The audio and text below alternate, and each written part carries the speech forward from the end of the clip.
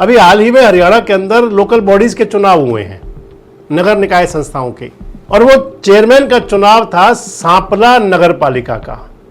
भूपेंद्र सिंह हुड्डा जी का, दीपेंद्र हुड्डा का गढ़। सांपला की बात भी हुड्डा साहब को तो होनी चाहिए, पर हुड्डा साहब कह रहे हैं कि कहां जीती भाजपा, 34% वोट मिले हैं बस सिर्फ। सुन लीजिए, हराए ना, 34% आई बीजेपी प्रत्याशी को, 66% ने खिलाफ दिए, 66%। दोस्तों नमस्कार, मैं संजय मग्गू और मौजूद हैं देश रोजाना के डिजिटल मीडिया मंच पर। आंकड़ों का खेल भी बड़ा गजब का होता है और कई बार आंकड़ों के खेल में कोई व्यक्ति कभी अपनी हार नहीं मानता। ऐसा कई बार होता है।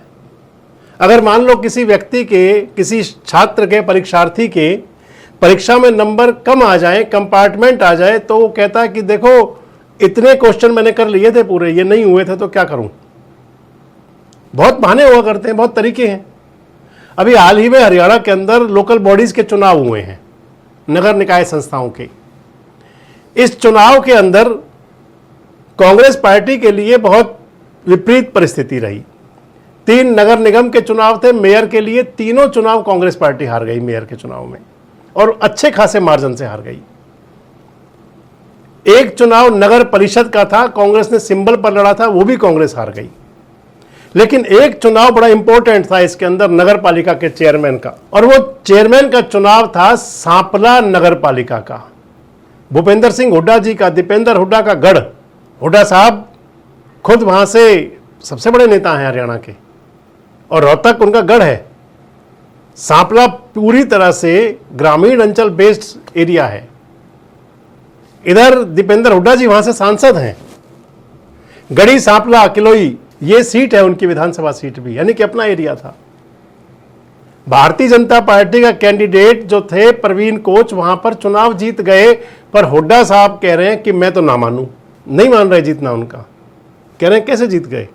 हालांकि कांग्रेस यहां पर चुनाव लड़ी नहीं थी सिंबल पर। जो नगर पालिका का चुनाव चेयरमैन का, कांग्रेस ने सिंबल पर नहीं लड़ा था। लेकिन अगर उकलाना चुनाव जीतने का विपक्ष के जो नेता हैं, चाहे वो कांग्रेस पार्टी के हैं, चाहे वो लोकदल के इनेलो के नेता हैं, वो श्रेय ले रहे हैं कि देखिए हमने मिल करके काम करके बीजेपी को हरा दिया, तो फिर सांपला की बात भी हुड्डा साहब को तो होनी चाहिए। पर हुड्डा साहब कह रहे हैं कि कहां जीती भाजपा, 34% वोट मिले हैं बस सिर्फ। सुन लीजिए, हराए ना, 34% आई बीजेपी प्रत्याशी को, 66% ने खिलाफ दिए, 66%। और 5 ही पार्षद आए केवल बीजेपी के, और 5 ही पार्षद जीते उनके, 66% वोट खिलाफ दिए हैं लोगों ने। स्प्लिट ऑफ वोट्स हो जाती है, दैट इज डिफरेंट थिंग, लेकिन बीजेपी खिलाफ दिए उन्होंने।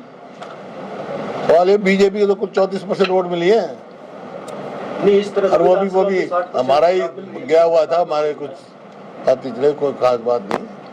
और हम लड़े नहीं, कांग्रेस पार्टी लड़ी नहीं। कांग्रेस लड़ती होती तो जरूर जीत जाती। पिछली बार भी नहीं लड़ी थी, उससे पहले भी नहीं लड़े। मैं कभी जिला परिषद के सिंबल पर नहीं लड़े। हम जिला परिषद हो गया, कमेटी हो गई, सिर्फ कॉरपोरेशन एक बार हम सिंबल पर लड़े थे, अब दोबारा सिंबल पर लड़े कॉरपोरेशन। साहब जो छोटा वर्कर है, जो ऊपर पहुंचना चाहता है, उनके लिए तो यही प्लेटफॉर्म नहीं, उसके लिए प्लेटफॉर्म है। पहले कांग्रेस में, अब जिले बने हैं, ब्लॉक बनेंगे, बहुत प्लेटफॉर्म है। और कोई लड़े भी, इंडिपेंडेंट भी लड़े, हमने कोई किसी की पाबंदी नहीं लगाई, लेकिन सिंपल पर नहीं लड़ते, आज तक नहीं लड़े। आपका कोई नई परिस्थिति होगी थी क्या? सांपला उतरना नहीं पड़ा तो वही का रहना है, कदे सिंपल पर लड़ी पार्टी, फिर क्या सवाल है ये? हाँ, बीजेपी के खिलाफ 66% लोगों ने वोट दिया। एक बात तो आएगी कि राजनीति के अंदर तो वही चलता है, जो जीता वही सिकंदर। 34% वोट भले ही मिले, लेकिन चुनाव तो बीजेपी जीत गई। अगर आप पूरे देश का देख लें, फिर तो आप, जो आपके बड़े नेता भी कहते हैं कि परसेंटेज, वोट परसेंटेज का, आपको ध्यान होगा हरियाणा विधानसभा चुनाव जब हुए थे, तो उस चुनाव परिणाम के बाद में दीपेंद्र हुड्डा ने कहा था कि वोट शेयर हमारा ज्यादा है। लेकिन सरकार तो भारतीय जनता पार्टी हैट्रिक बना गई थी। अब यही बात सांपला के लिए कही जाएगी।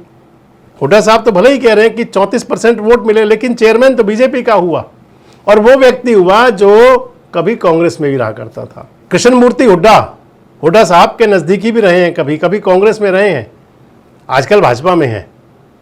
उन्होंने पहले ही चैलेंज कर दिया था कि सांपला के अंदर हम बीजेपी जीतेगी, हुड्डा साहब को हराएंगे। इनडायरेक्ट सपोर्ट किसी को जरूर दिया होगा। और सबसे बड़ी बात फिर आ जाती है जब कोई व्यक्ति कहता है कि मैं तो ना मानूं। अब कैसे मानेंगे हुड्डा साहब आखिर आप? ये तो मानना होगा कि चुनाव बीजेपी जीत गई। आपको क्या लगता है, मानना चाहिए या नहीं?